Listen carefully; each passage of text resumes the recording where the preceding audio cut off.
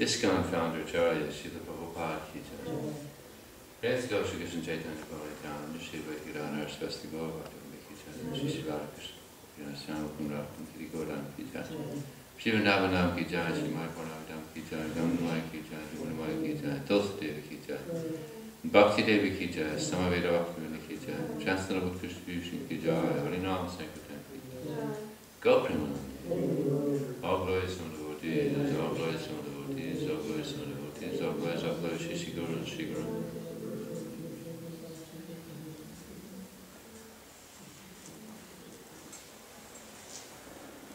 Hare Krishna. Svavitam. Welcome. So we're going to read from the Srimad Bhagavatam about the importance of book distribution, and we'll have some discussion also about book distribution. Om Namo Bhagavate Vasudevaya. Om Namo Bhagavate Vasudevaya. Om Namo Bhagavate Vasudevaya. Om Namo Bhagavate Vasudevaya. Om Namo Bhagavate Vasudevaya. So we're reading from the 10th canto, chapter 2, text number 19. So Prabhupada, as you know, he translated up to, I think, chapter 14. Yeah? So this is, Prabhupada is in Vrindavan, practically on his deathbed. And he's translating and giving this amazing purport. Listen attentively. It's quite interesting.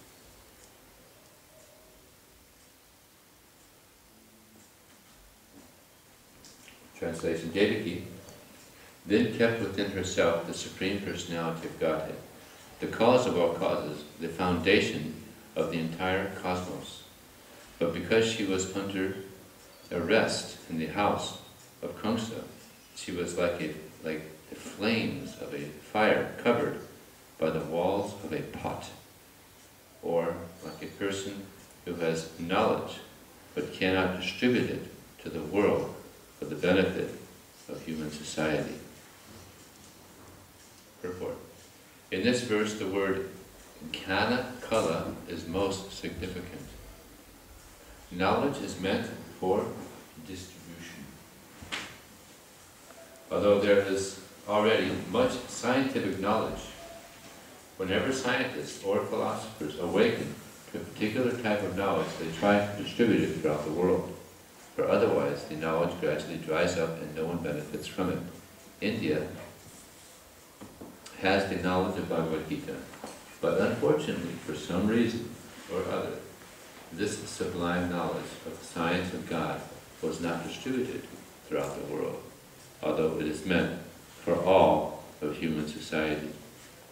Therefore, Krishna himself appears as Sri Chaitanya Mahaprabhu and ordered all Indians to take up the cause of distributing the knowledge of Bhagavad Gita throughout the entire world. So we have Indians here that are actually following the instruction of Sri Chaitanya Mahaprabhu.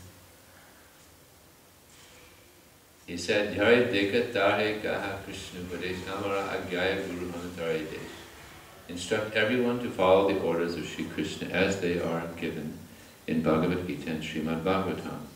In this way become a spiritual master and try to liberate everyone in this land. Although India has the sublime knowledge of Bhagavad Gita, Indians have not done their proper duty of distributing it. Now, therefore, the Krishna consciousness movement has been set up to distribute this knowledge as it is, without distortion. Although previously there were attempts to distribute the knowledge of Bhagavad Gita, these attempts involve distortion and compromise with mundane knowledge.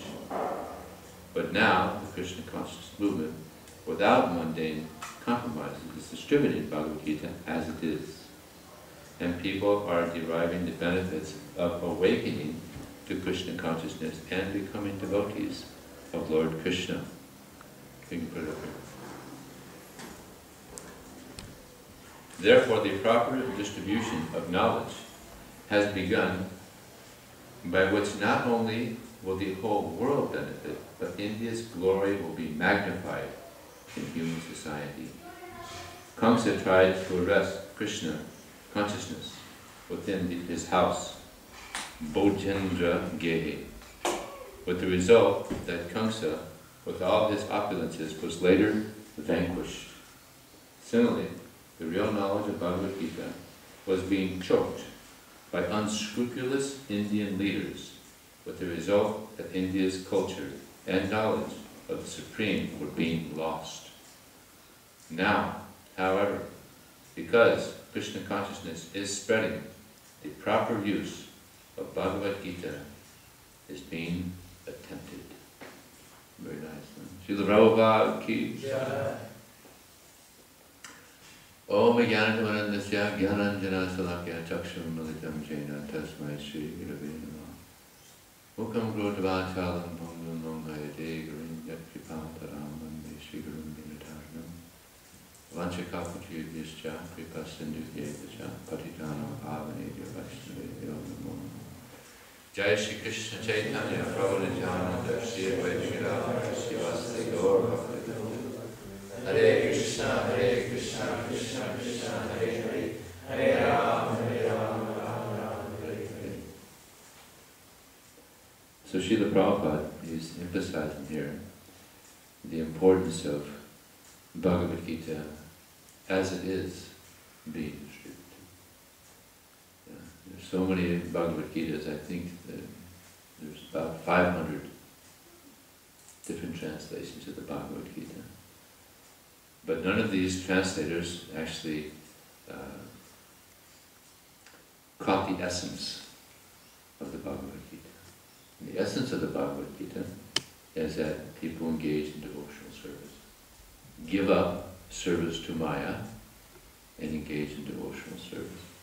So therefore Prabhupada called it Bhagavad Gita as it is. All the other Bhagavad Gitas, they can be called Bhagavad Gita as it isn't.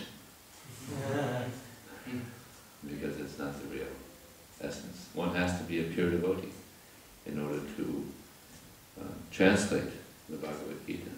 Because only a pure devotee of God, of Krishna, can present the proper message. So what we're doing in this marathon is we're trying to distribute this knowledge to those who aren't very interested in serving God. Actually, people come here to forget God. That's why they're here. So we're trying to convince them to take a book about God. So, not easy. It's an austerity. But Lord Brahma, when he appeared from the lotus, coming from the navel of Garbhodakshai Vishnu, he heard 2 syllables. Anybody know? Tapa, austerity. So he engaged in long austerity. And actually this is the activity, this is meant to be the activity of the soul that is bewildered by the modes of material nature, to engage in austerity so that we can become purified. It's very good. Srila Prabhupada, he told the Gurukul teachers to teach the children the joy of austerity. It's actually joyful. In the beginning it's bitter. Just like that in the mode of goodness, that which is bitter becomes like nectar. In the beginning it's so bitter. Oh, please don't ask me to distribute books. Oh, please don't. So difficult. But if you stick with it, it becomes so sweet. I just got a story. One devotee in Dallas, he recently went out on book distribution, but he didn't want to go. day off, and nobody else in the community wanted to go out. And he just thought, oh, why be? But then he defeated his mind, and he went out. And towards the end of the day, he didn't want to stop. He said, I don't want to stop. Because he was getting so many nice exchanges from people taking books. So in the beginning, it's like that, it's bitter, and the mind is uninterested. But if we stick with it, it becomes like nectar. So many devotees now on the planet, they're so attached. So many devotees I've spoken to, they just want to distribute books to their last breath. Like, wow, that's dedication. Very good. So this austerity is good. So we have to somehow get out of this comfort zone. At the temple, a nice comfort zone. And you have your room, and you have your situation. Easygoing service, no anxiety.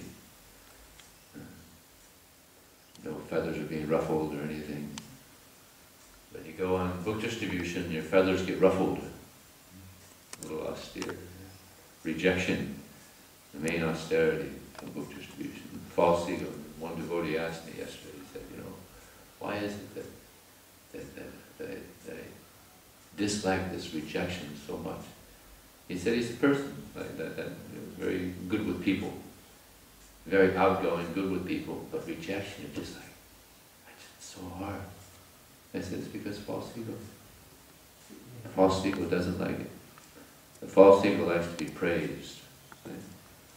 Honored, so much respect.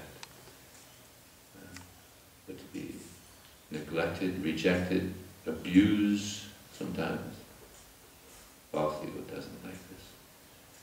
But it's actually, it's very good for the false ego. It's cleansing. Yeah. Because there's a real ego. If you want to go beyond the false ego, then the best way to go beyond the false ego, to be cleansed of the false ego, is to engage in this austerity for the pleasure of Krishna. This activity which is most pleasing to Krishna, which he himself says, Yaidam Padamanguyam. I mentioned the day before yesterday, that it's the most pleasing activity. It's Krishna's soft spot. You understand? Soft spot. If you have a very good friend, and you know there's something that really pleases your friend, and you do that thing, then you hit the soft spot. So Krishna is everyone's best friend, and he says he's revealing his mind. He's saying what pleases him the most, to give out this knowledge. So it's Krishna's soft spot. You can't lose. Even if you go out and you don't distribute any books, still you hit Krishna's soft spot. You pleased him just by the attempt. Just like when Krishna, before the battle, Kurukshetra, Krishna decided that he wanted to go to the Kurus and try to avoid the war. He was going to go and try to talk some good sense into them and just try to work it out. So the Pandavas get some land, they get some land, work it out. But Yudhishthira, he said, Krishna, don't bother, don't waste your time. Duryodhana is not going to listen. He's adamant, just don't waste your time. And then Krishna replied to Yudhishthira, the wise have said that anyone who goes out of their way to benefit others is not at loss. Even if he doesn't receive the desired result, still he benefits from that attempt. So even if you go out to distribute books, just by the attempt, you're successful. Because it's a transcendental activity. Just by that attempt, you've achieved success. Prabhupada says there's also, in Kali Yuga, that whatever devotional service you do, even in your mind, you get the result. Kali Yuga handicap. So one devotee said, "Oh, that sounds ecstatic. I'll just think of distributing 1 million books today, and I get the credit." And I said, "Well, that's a nice idea, but the people don't get the books. You know, we want the people to get the books also." So that's, but that's there. If we go out to try to distribute books to the people, Krishna's very pleased. We get the credit for that. So there's no loss.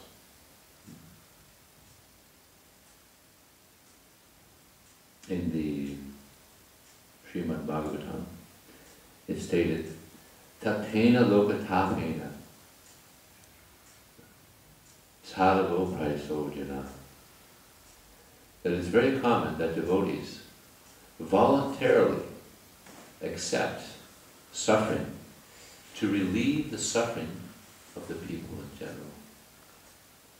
And this is considered to be the highest method of worshipping the Supreme Personality of Godhead. Interesting statement there. We're all worshipping Krishna, especially the Vijaya's are worshipping Krishna, some of the artis. But in this verse, we're finding that the highest method of worshipping Krishna is to go out and give Krishna to others, to bring the deity out to the people. Because the books are also, they're like deities. Prabhupada said that. Some devotees, they wanted to bring deities on Sankirtan, and Prabhupada said, no, you worship the books. The books are deities.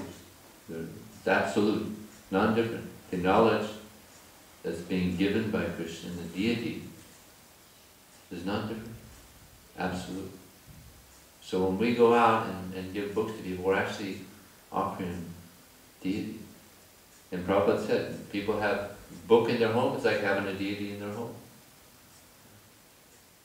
Vijaya Prabhu, he used to tell people that don't read. He said, that's okay. Even if you don't read it, you just have it in your home, and it'll create all auspiciousness in your life. Just having it in your home. And one lady said, okay, sounds good. So she bought it, she walked out. She came back 10 minutes later, and Vijaya Prabhu was speaking to somebody, but she waved the book up. She said, it's already working. I got an upgrade to first class. So it creates auspiciousness, of course, higher auspiciousness than that.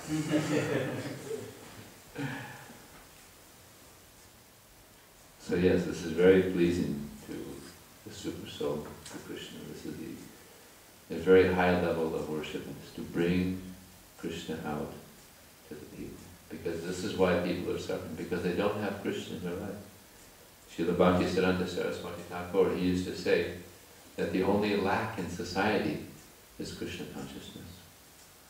So this is why, this is the root reason why people are suffering so much. So this Krishna consciousness is a positive alternative. Here in Australia, they used to have that big bus, and on the side of the bus it said, Krishna consciousness, the positive alternative. This is so true. People are suffering, what is their alternative? What do when people are suffering? They drink. Right? They take drugs. They do all kinds of foolish things. Right? Make their life worse. There's one story actually of one man.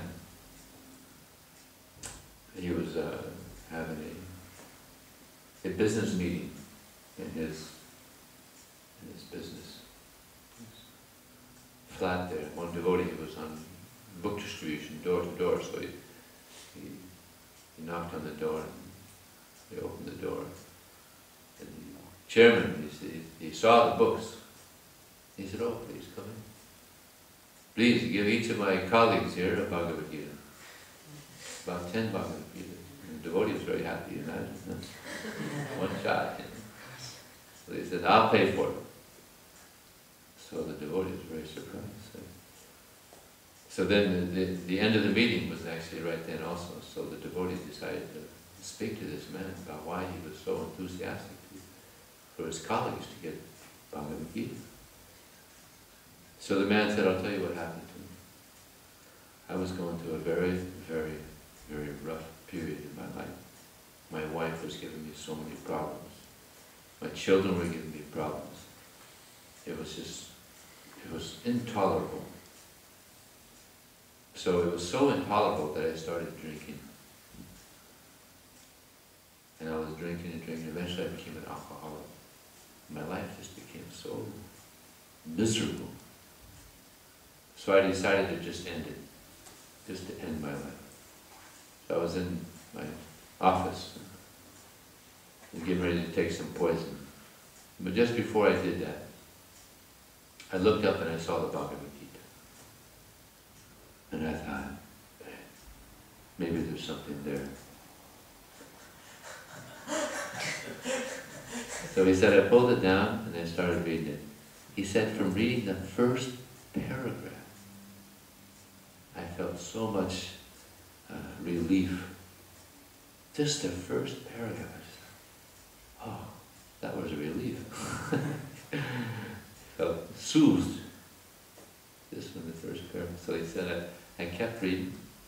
And I was just reading Bhagavad Gita and eating a little bit and sleeping a little bit, and that was it. For 5 days. And when I finished reading the Bhagavad Gita, I had never felt so happy in my life. So to this day, I read Bhagavad Gita every day. Oh. He said it completely transformed my life. Now all my family problems are over. We have nice relations now because of Bhagavad Gita. That's why I wanted all my colleagues to get Bhagavad Gita. So this is the power of Bhagavad Gita. Song of God. Very powerful. And it changes so many people's lives. Right here in Brisbane, there was one devotee distributing books. And he sold one to one softback Bhagavad Gita. Gave $20 for it. His name was Mr. Wong. And he took it home and he read it, and he was so inspired by it that he sent a check for $6,000 to the temple out of appreciation for the knowledge that he had received. So joy, imagine, I was shocked. So one devotee, Dhruva, maybe some of you know Dhruva, he decided to pay a visit to him out of appreciation, bring him some more books. And he did that. And then I stopped, but the parents weren't into it. So the parents also lived there. So he said, better not come to the home, just email me or call me. But he appreciated that devotee going there to his home, speaking to him so much that he sent another $8,000. So the temple president, Ajita, at that time, he was amazed. So he sent him an email and said, you're so nice, you've done such nice service. Please come to the temple, we have a gift for you. So he was surprised, right? So he went to the temple. They gave him all the Prabhupada's books, Srimad Bhagavatam, Chaitanya Charitamrita, everything that they have. He gave him. He was so pleased. Then he gave Ajita an envelope, and then he left. $8,000 more.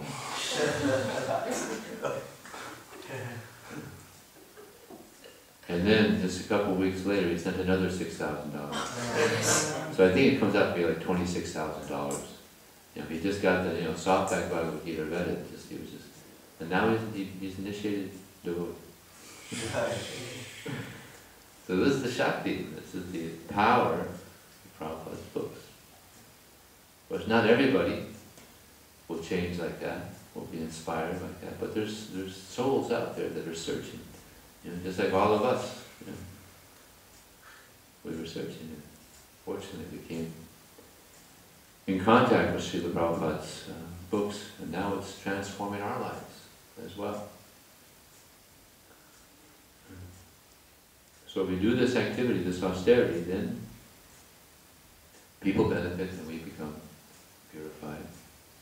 Lord Jashadevi also says, Nayam deho dehabhajam naloke kastam kamam arhati vidbhucham tapodivyam putukayena sapam sudyatyasmat brahmasokyam pranam.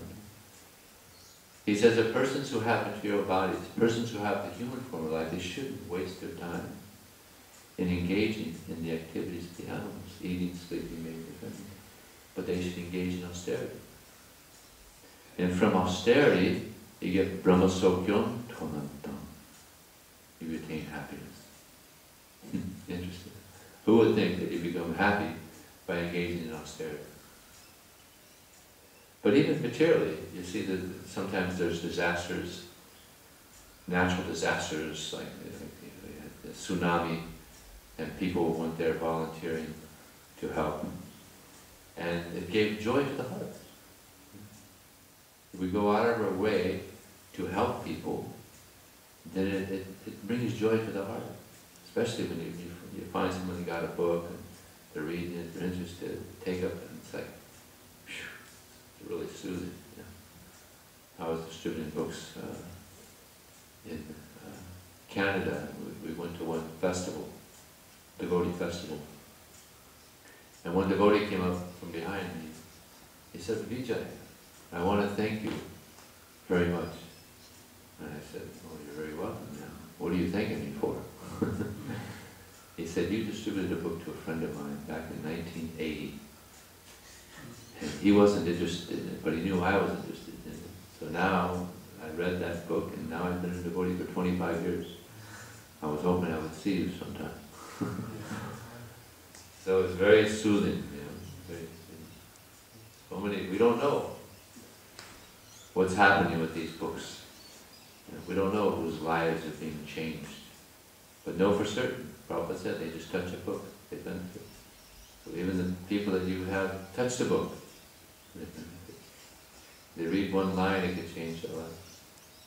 So you're changing people's lives by this activity, and you're changing your own life. You're advancing.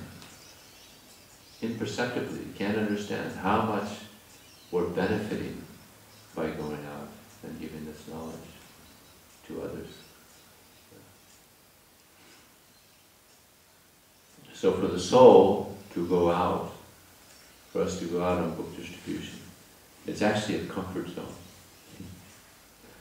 And people want to avoid book distribution because they want to be in their comfort, but actually it's not a comfort zone. The real comfort zone is to go out and do what we know is most pleasing to Krishna. That's a comfort zone for the soul. And that's what we want. We want the soul to be comfortable. And this is very comfortable. To be doing what is pleasing to Krishna. It may be comforting for the mind to be in some other situation, because the mind doesn't like austerity. The mind just wants to enjoy the senses. The center of the senses is the mind. It doesn't want austerity. But the soul does. The soul relishes the austerity because it knows it's getting purified. It's very good.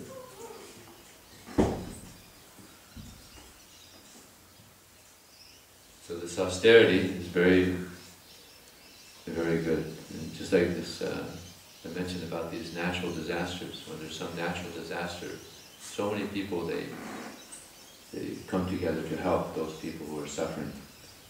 So what is the main disaster in the world? People have forgotten Krishna. That's the main disaster. That's what's bringing on the most suffering, because people have forgotten Krishna. So we should feel like that it's an emergency. People have forgotten Krishna. It's horrible. Worse than a tsunami. Worse than earthquakes and cyclones and all these things. Because everybody is suffering because of this forgetfulness of Krishna. So we should feel that it's an emergency. We have to get this knowledge out for their benefit, so that they could understand who they are. People have no idea even who they are, that they're spirit soul. Everybody's in Maya. So when we go out on book distribution, we're giving them an opportunity to come out of the illusory energy and enter into the transcendental, highest energy, Krishna consciousness. This will benefit the people more than anything else. Srila Prabhupada, he once wrote a letter to Vidananda Maharaj. He said, our only motto in Krishna consciousness should be to read and distribute books. I think so many groups have mottos. So we said, this should be our motto in Krishna consciousness. Read and distribute books. If we don't read, then we won't be inspired. And Srila Prabhupada was speaking to some leading book distributors in Germany. And Prabhupada asked him, so are you reading the books also? And the devotees said, well, Prabhupada, we don't have much time. So Prabhupada was very upset. He was actually hurt. He said, then what is the use? Then what is the use? Because if we don't read the books, then we won't have strength to continue on. Maya is so powerful. So powerful. So by reading Srila Prabhupada's books, we stay connected. Because the mind is so weak in Kali Yuga, material energy is so powerful. If we don't read Srila Prabhupada's books, we're going to be pulled away very easily by mind. But when we read Prabhupada's books attentively, then this inspires us. Not only to distribute books, but to continue on in Krishna consciousness. Prabhupada gives an example, I think in the Krishna book, of two villages. In these two villages, there's a lot of going back and forth because the family members are living in both villages. But then at one point, all the family members, they moved to one village. And therefore the path is not being used anymore. So it gets covered. So the more we hear and chant about Krishna, the more this path is open. The beaten path. We call it the beaten path. But if we don't hear and chant attentively, regularly, then this path to Krishna becomes covered. It becomes covered by weeds and by grass, and then eventually it becomes completely covered. So we want this path to Krishna to be completely clean. No weeds, no grass, nothing, just completely clean. So this is possible by hearing and chanting, by performing austerity. Another nice example given by Vidananda Maharaj.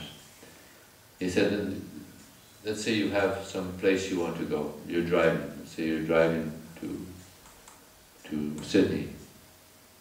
And the road starts off very nice and smooth. But then after a while, the potholes start appearing. You start getting very uncomfortable. It's not nice.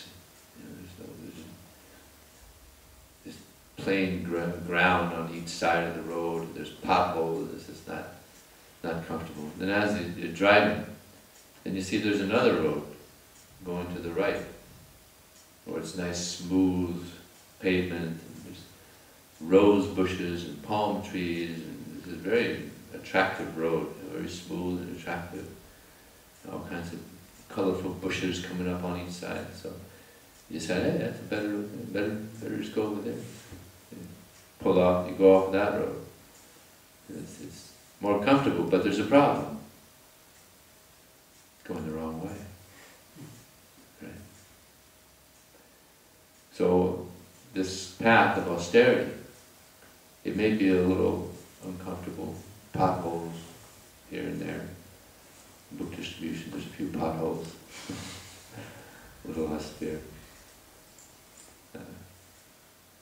But as we continue on, then the road gets smoother and smoother. And the palm trees come up, and nice flower bushes come up. In the beginning it's like that. Potholes, bitter, like poison, but it becomes very sweet. Becomes very nice. But to get a taste through Sri books, it's something that you have to work on. You have to give your energy to it. And then Krishna reciprocates. There was a devotee in America back in the early 90s. There was about 25 of us brahmacharis who were traveling all over America. We were going to concerts. It's very ecstatic. We had four big Sankirtan bands, 4 or 5. Very ecstatic. There was one devotee on this party that did the least amount of books of everyone else. He would only do 25 or 30, and everybody else was doing 180 and 120. But this devotee, he had very good japa. He would chant very good japa.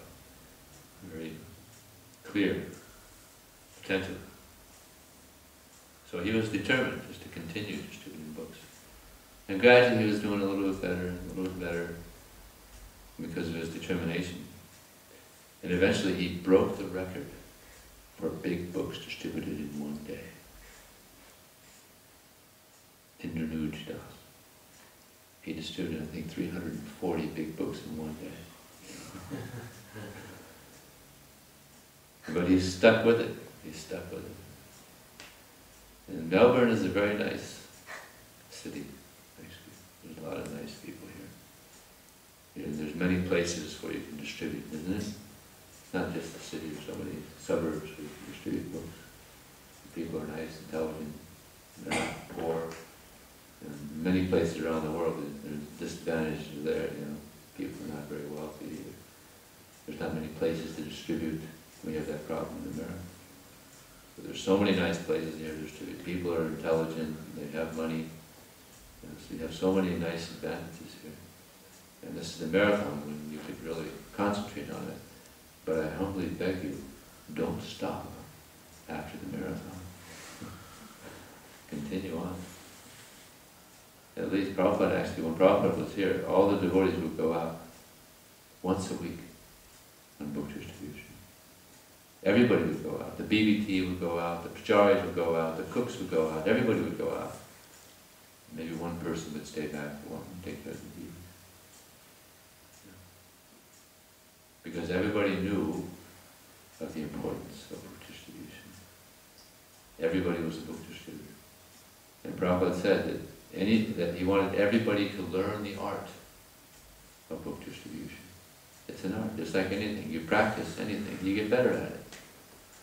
If you don't practice it, then how are you going to get better at it? You have to practice. And the main point about book distribution is that you have to pray. You have to pray. Of course, that's the whole meaning of the Hare Krishna mantra. That we're praying to engage in devotional service. So how do you pray? Sometimes devotees say, well, how do we pray? We pray to be an instrument in the hands of Krishna. Nimitta matram bhava savyasaj. Krishna told Arjuna, you just be an instrument in my hands. We should never think that we can do it on our own. No. And pray for purification. And pray to see that everybody is actually a soul, everybody is your part and parcel, your eternal servant. Yeah. And you come up and just be a little introspective, and you could come up with different prayers. Srila Prabhupada has that wonderful prayer that he wrote on the Boston Pier.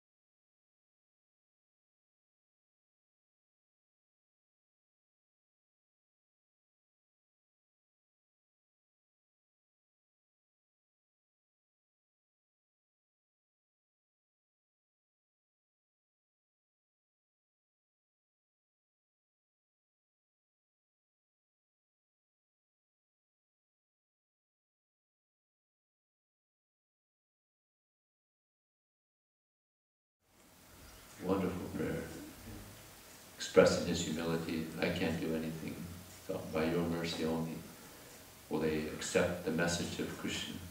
Will they accept your message? I have great faith in the holy name. Well, such a beautiful. There's so many devotees around the world. They read this prayer before they go out on book distribution.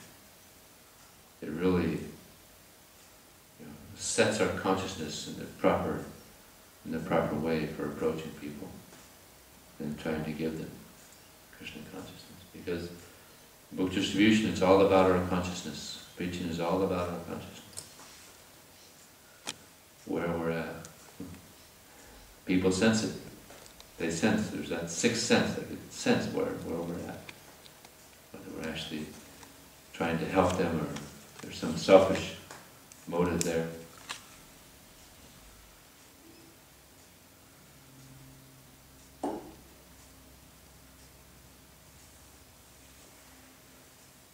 But so many things, so many wonderful things happen when we distribute books. This is one of the main reasons that I continue distributing books, is because just so many wonderful things happen. There's so many ways that Krishna reciprocates with us on book distribution. I was distributing books in Brisbane many years ago, maybe 10 years ago. And I was showing a person the Bhagavad Gita. And before I was showing this book to this person, I was praying, Krishna, please, there's so many people here that have gone the wrong direction, away from you. Please help me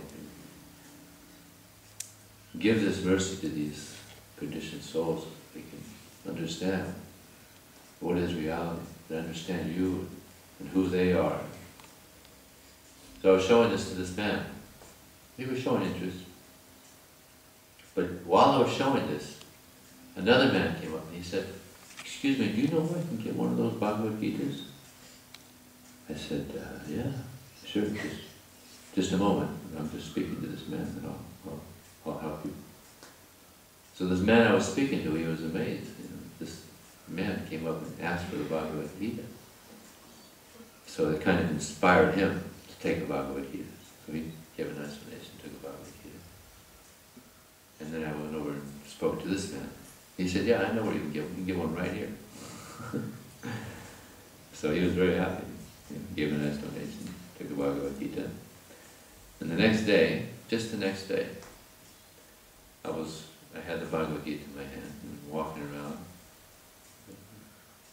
approaching people. And another person came up, another man came up. He said, excuse me, I noticed the Bhagavad Gita in your hand. Do you know where I can get one? I said, yeah. You can get one from me, right? He said, really? I said, yeah, that's why I'm here, that's what I do. I'm selling these. He said, really? Wow, amazing. I've been looking for a Bhagavad Gita for years.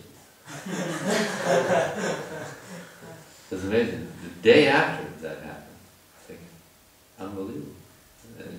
I've been distributing books for 33 years. And those are the first times ever that someone came up, excuse me, do you know I can get one of those Bhagavad Gitas? Amazing. So, yeah, book distribution is so ecstatic, and we never know what's going to happen with these books. There was, in Russia, there was two devotees who got books while they were in the military. And they became devotees. They became initiated devotees while they were in the military. And there was one officer, I think he was a colonel, a big rank officer. He found out that these soldiers were devotees. So he told them, I'd like you to come to my office. He told some other sergeant, some high-rank sergeant, tell these two boys I'd like to see them. And they were like nervous, because he's a colonel, they're just privates, the guy wants to see us, well, what do we do? They're in anxiety. So they went into his office, and he said, I understand that you are devotees, practicing some yoga. He said, yeah, we're practicing bhakti yoga. And he said, "You have any information about this?" I said, "Yeah, we have Bhagavad Gita." And he said, "Okay, yeah, I'd like to see." So one of them went over and got a Bhagavad Gita and handed it to him. He said, "Yeah, we just asked for a donation." And the colonel was shocked. You guys are bold, yeah. What did he like it? They were bold. Also, but he gave it. And so then, maybe a couple of weeks later, these devotees saw the colonel. Again, said, "Have you read the Bhagavad Gita?" I said, "No, I have no time. I'm so busy." And they said, "Oh." So then another week later, they saw him again. Have you started reading? "No, I'm so busy." So then after that time, he said, "All right, I gotta read this book." So then he thought, "I'll just read the translation, because the whole book, commentary and everything's too much." So then he read the translations. So the next time he saw the devotees, they asked him, "So have you read?" He said, "Yeah, I read." "Oh, thank you. You like it?" "Yeah, it's good." That night, this colonel had a dream. Prabhupada came to him in a dream. And he said, in perfect Russian, "I think it'll be okay if you read the purports also."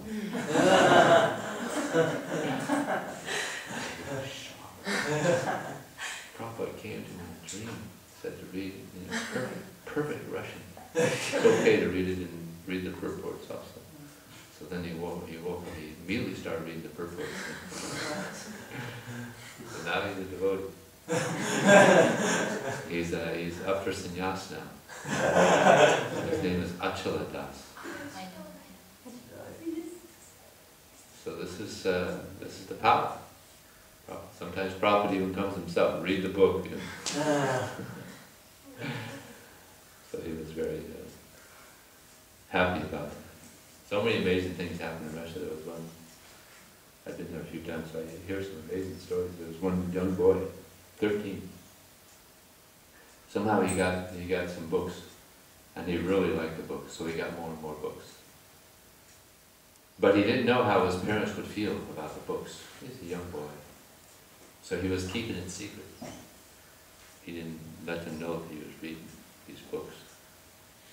So then he found out from the devotees in Moscow that there was a big festival going on, a couple 100 miles away. Big festival. So he wanted to go. It's a 3-day festival. He thought, how am I going to go? My parents will never come. So they thought of a plan that he told his parents that him and another friend of his are going to go to visit him, his family, some other place. They said, "No, okay, no problem."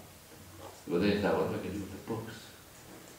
I got to do something so they don't see the books. So he decided to lock them up in a chest and put them in his closet. So he did that. He went off to the festival and had a great time, came back. His parents weren't home. But when he got to the room, he noticed that the chest had been opened. And therefore his parents must have been looking at the books. Now he's afraid. What are they going to do?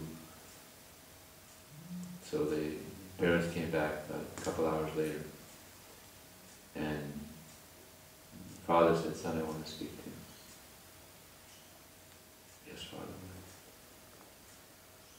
He said, "These books, why didn't you tell us about these books?" He said, "Oh, I'm sorry, Father, I just thought you would be upset." "No, we're not upset. Those books are great. We love these books. Where did you get these books?"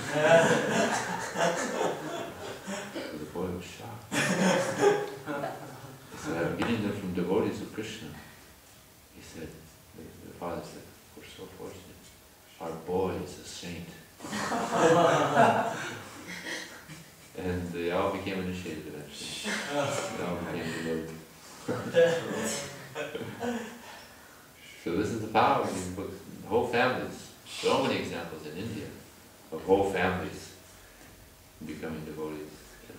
And of course, in the beginning, the parents are all upset because their boy, in India it's a big thing. The boy, he's the bread maker for the family. So many amazing stories. There was one devotee in India, he told me that his mother came to the temple in Mayapur and she was banging her head on the ground. Give me back my son! And there's blood coming. They're so attached. Like Prabhupada said, he used to have the heart of a Bengali mother and the courage of a British soldier. So Bengali mothers are really attached. And Bhaktisiddhanta Saraswati Thakur, he had a whole system that when parents would come to get their son, he would tell the brahmacharis, put him under the bed. Or if he found out that parents were coming, he would tell some brahmachari to take him to another center. So many ways he would avoid the parents coming and taking him. And he said in this recent, he said, some people may think I'm a little callous, I'm a little cruel because the parents are coming and trying to get their children. But actually it would be cruel for me to allow the parents to take the children back because they don't want to go back with their parents. They want to chant Hare Krishna and here, be in the ashram. It would be cruel for me to do that. So he said, actually, if I don't do this, there would be no Gaudiya Math. Because he had to do this so much. And it's not like in America or here. They have deprogrammers here also. Yeah, they have. Yeah, in America they have deprogrammers. They can actually, but not in India. It's going to the temple to be a sadhu. They can't. So many people were coming and joining. He would protect the devotees. And we're also being protected by Srila Prabhupada by reading his books and by getting the taste. If you can get a taste for book distribution, you're very fortunate. Very fortunate. Because this is Srila Prabhupada, actually, he was speaking to a large number of book distributors in Atlanta, Georgia. There was about over 100 book distributors. And Prabhupada said to them that there's one yogi, 60,000 years of meditation using. I forgot his name. Valmiki? Oh, it was Valmiki. Anyway, one of those yogis that meditated for 60,000 years. He said the benefits of the austerity that they accrued from that meditation, you also get by just going out for a few days on book distribution. And all the devotees said, Hare! They're very happy to hear that. Because this is Kali Yuga and it's so difficult just to take up, Krishna says, Manushyanam Sahasreshya, out of many thousands of men, hardly one endeavors for perfection. Out of those who try, hardly one knows me in truth. So it's very difficult for someone to even get on the path of bhakti. So to be on the path of bhakti and to go out and help others also get on the path of bhakti, whoo-hoo! I mean, you have no idea how fortunate you are to be able to do that. So I encourage you to do this as much as you can, beyond the marathon. Because there's people that will take Srila Prabhupada's books. So many different ways. I was distributing books also in Brisbane. This is also many years ago. And I was going door to door. And I knocked on one man's door and he came to the door. He saw that I was a devotee. So he saw the Bible. He said, no, I'm not interested. I worship Satan. So I said, well, it's good for you to know the enemy.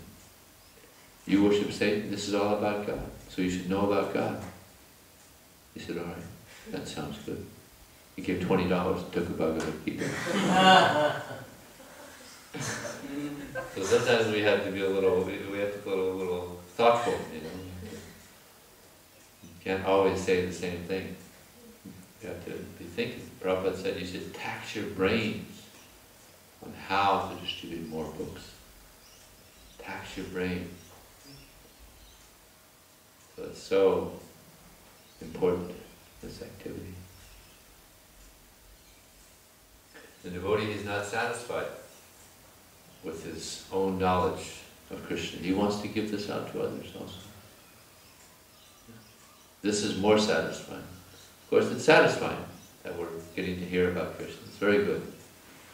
But what is even more satisfying is when we're going out and we're giving it to others. I can tell you clear as day that my most wonderful experiences in this life has been on book distribution, on the front line. By far. So many wonderful experiences on book distribution. This is nectar. But we got to get over the poison level. Then it becomes nectar. It's going to keep on. And it becomes very nectarian. So maybe we'll stop there. Is there any question or comment? Yes, Prabhu. Yesterday when I was doing books, I was showing to some girls, and one man came and he got angry. He said that you can't give books to of religion to these 12 years old girls because you are... To Australians or girls, you said? Yeah. Australian girls. So Australian girls? Yeah. Okay. So one man came and he actually stopped me in giving them books. And said that you can't give religious book to them. They are actually only 12 years. How old were the girls? 12 years. 12? Yeah. 12 years old? Could be... Oh no, in their year 12, sorry. In their year 12. I 17. Huh? 17, 18 years old. 17 or 18 years old. Oh, okay. So he said you can't do that. And then he took the book from their hand and he gave it to me and then he was telling that you don't give the books to them now anymore, to these young students. And then he left over. So Did he leave and he didn't bother you anymore? Yeah, I was a bit upset with that incident. But did he leave? Yeah. He didn't bother you anymore? No. Okay, so what can you do? It's unfortunate for the girls, but sometimes, you know, there's demons out there, and, you know, we have to deal with them, we have to tolerate them. You know, this is a lot of demoniac people, don't know what they're doing. There was one person in Los Angeles, he used to go and he would throw rocks at the temple, and he would harass the devotees. And at one point, one devotee became fried. So he just went over and he beat him up. And this person that was throwing rocks at the temple and harassing the devotees, he was impressed. He said, "Well, I thought you guys were a bunch of sissies." You understand sissy? You understand? Sissy? Sissy means like a man that's like a girl. So he said, "I thought you guys were like sissies, you know, just like girls, you know." So this devotee came and beat him up. So this person that was beaten up, that was harassing devotees and throwing rocks at the temple, he became a devotee. He became a huge book distributor also. So you never know, you know, sometimes these demoniac people, they also become devotees. His name was Ruchi. Ruchita, disciple of Srila Prabhupada.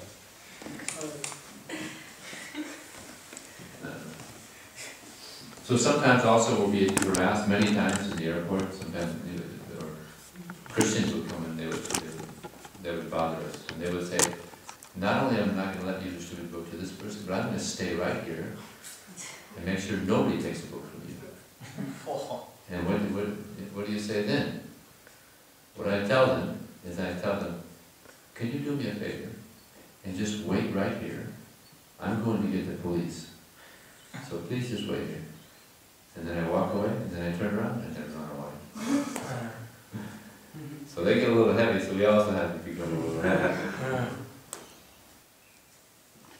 there's many things you can say to people. So it's very common that people, they'll tell you, no, I'm not interested. You ever hear that one? Like a comment, not interested. So sometimes what I say, when they say that, I tell them, I point to the heart and I say, down deep, you're very interested. Deep down, you're very interested. But up here in the mind, you're not interested. So many times people, they take the book, just on that little statement. But there's different things you can say. Srila Prabhupada, he wanted the books to have pictures in them because everybody is attracted to art. So when I distribute books, I always show the pictures. Let's explain a little bit. And many times people, they take the books because of the artwork. It's very beautiful art. Especially like, they like the one picture of the five senses, and the chariot driver. They really like that. There was one student at university, he bought the book just for that picture. And the next year when we went to the campus, he said that he had cut that picture out and he pasted it on his bed, on the wall next to his bed. So that when I wake up in the morning, I know this is the situation. They like the pictures so much, they're pasting them on the wall.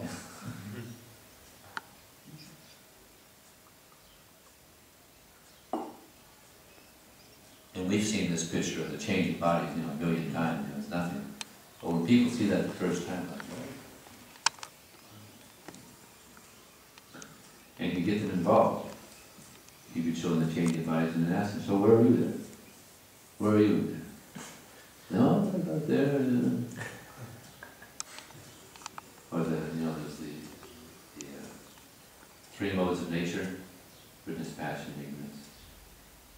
So I asked them, so which one of these are you more moved by? The goodness, passion, or ignorance? There's probably some goodness there, a little passion there, sometimes it's ignorance. So you get them involved. It's nice. Then I showed them the wise person, the Brahmin in the forest. He sees with equal vision the Brahmin and the cow. So I showed them that. People like it. But we have to be confident. Also, this is very important. Utsaha nischaya dharya. In our devotional service, we have to be very enthusiastic. It's very important. We have to be enthusiastic to give Krishna to others. And that comes from Srila Prabhupada, our Guru, who's also enthusiastic to spread Krishna consciousness. Srila Prabhupada, he was so enthusiastic to preach that in New York City, this was in 1976, the devotees were trying to convince Prabhupada to go to Gitanagari to relax. His health wasn't good. Actually, his health never got better from that time that I'm talking about, in 76. So they're trying to get him to go to Gitanagari, get his health together, he can do his writing, relax.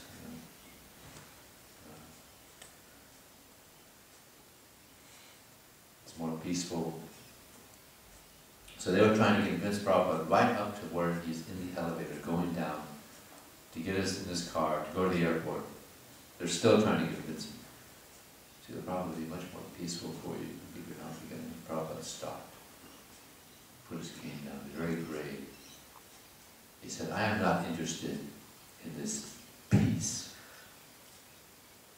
He said it like it was a bad word. I am not interested in this peace. What I'm interested in is engaging in devotional service, like Arjuna, fighting on the battlefield to please Krishna. He was a soldier. He was like, Prabhupada said that a preacher is like it. He's like a kshatriya. He's like a soldier. And therefore he said, there was a letter Prabhupada wrote, that our temples are not places for eating and sleeping, but they are bases from where we send out our soldiers to fight against Maya. And to fight against Maya means to drop hundreds and thousands and millions of books in the laps of the conditioned souls. Just like during wartime, the bombs are dropping from the sky like anything. So, book distributors are like that. We're fighting against Maya, trying to pull people out of Maya. He also said that we're book distributors like Brahmanas, mainly like Brahmanas, because we're trying to give people knowledge. We're trying to imbibe the knowledge ourselves, and we're trying to give this knowledge out to others, which is the main activity of the Brahmana, the real Brahmana. But he also said we're like Vaishyas, because we're selling.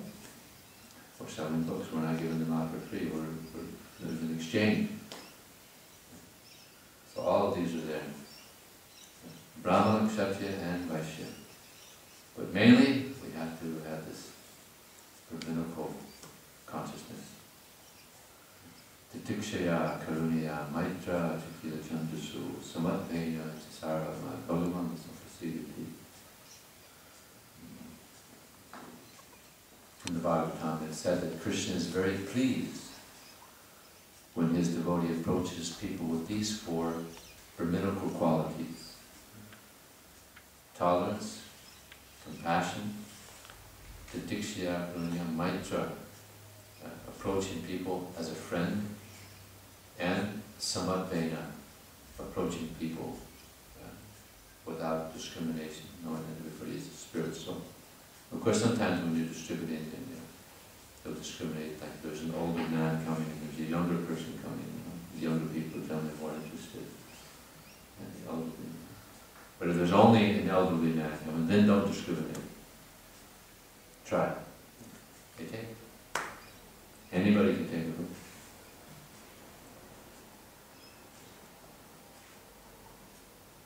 Anybody else have a question? Yes. I was thinking that we need to tell them enough so that they know what they're getting, to make sure that they know what they're getting, what book it is, and so that they have more impetus to read it.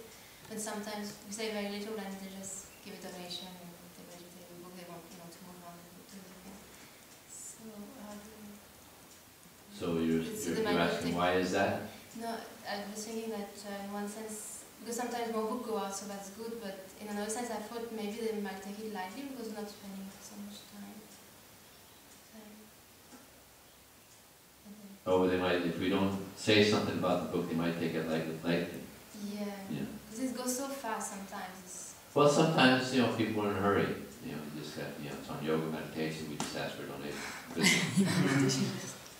People are in a hurry sometimes, so sometimes you have to be practical. But yeah, it's best to show the book. I show the Sanskrit also. I tell them you better. We suggest you read the English part. It might be a little rusty on the Sanskrit. But it's good, to show them what they're getting. Show the Sanskrit, show the English, show them the pictures. And let them know what they're getting. Book on wisdom, higher consciousness, inner happiness, spiritual. So that's good to let them know as much as you can. But sometimes, you just have to be short.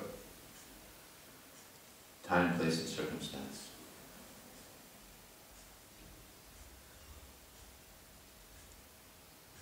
I was in the airport distributing one time, and there was a man that was rushing. He was running through the airport, and I said, "Excuse me," and he literally ran around. He came back. I said, "Well, yeah, we got these nice books on yoga, meditation, higher consciousness. We did this for donation." He said, "Great." Gave $20. Started running back.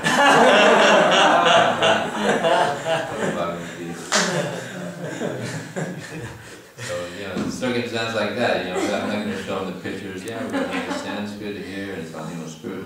Just quick.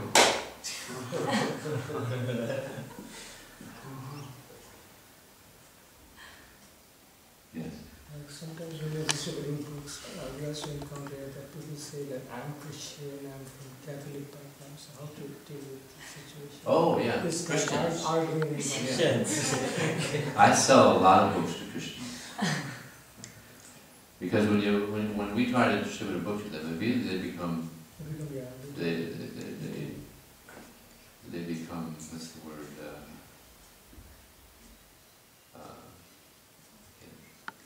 not interested because they have another religion. Religion, yeah, that's the... So they're like on guard. That's right. I have my belief. So I tell them, we're not trying to change your belief. There's always more to learn. Right? So you take them off the defense. They're defensive because they have another religion. You're trying to change. No, we're not trying to change. You have your belief. That's fine. But there's always more to learn about God. Right? And they practically always say, yeah, that's true. And they take a book. Whether it's Muslim or Christian or Buddhist or whatever. If they become defensive, no, I have another belief. Oh, no, that's fantastic, you know. Sometimes they even tell them, oh, that's so great. There's so many atheists now, you know. It's nice to see that somebody believes in God still, you know. So they can feel good, you know. Take a defense and also make them feel good. Yeah, I believe in God. So much atheism now. It's nice to see someone's out here still believing in God, you know. So you take the defense off, make them feel good, and also make the positive point. There's always more to learn, right? And then you could even say, I mean, you read the newspaper, right? I mean, you'll probably get more from this than the newspaper, right? Yeah. So I sell a lot of books to Christians, just on that simple little line. Of course, not all of them take it, but they get very nice donations. You can even say that with atheists. We're not trying to change your belief. There's always more to learn, right?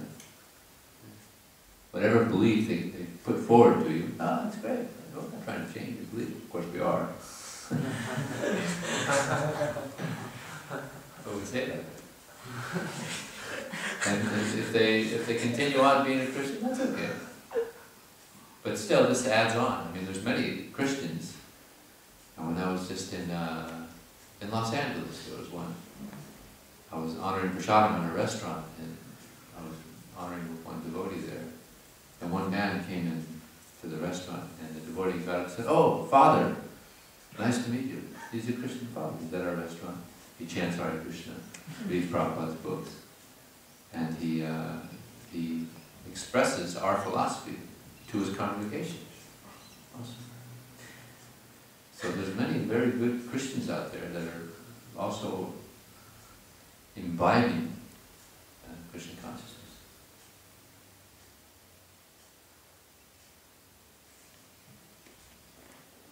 Yes. How much we should read like every day, and how to read Prabhupada's book, in which order, if you can tell? Well, Prabhupada said different things. He said you should read my books 2 hours. He said one time he said 1 hour, one minimum, or another time he said 2 hours. When I go out on the book distribution, before I go out, I try to read at least an hour. I always read Bhagavad Gita, because that's very concentrated inspiration. And it's a big book. So even though we've read it so many times, it's Kali Yuga, we have bad memories. That's one of the advantages of Kali Yuga. If you read the whole book, you can read it again. I remember reading that. Yeah.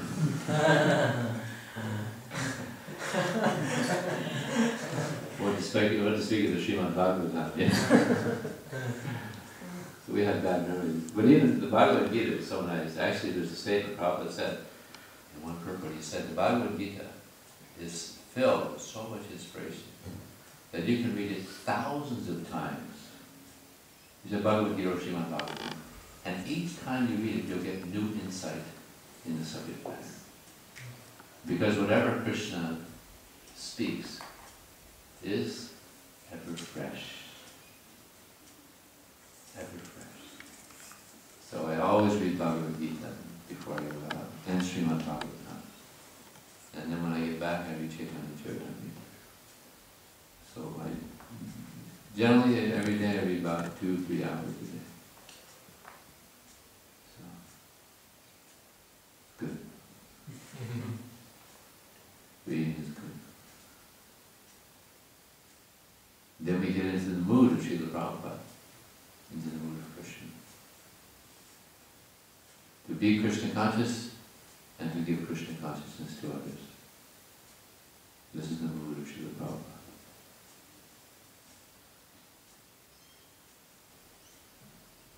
Srila Prabhupada ki jai.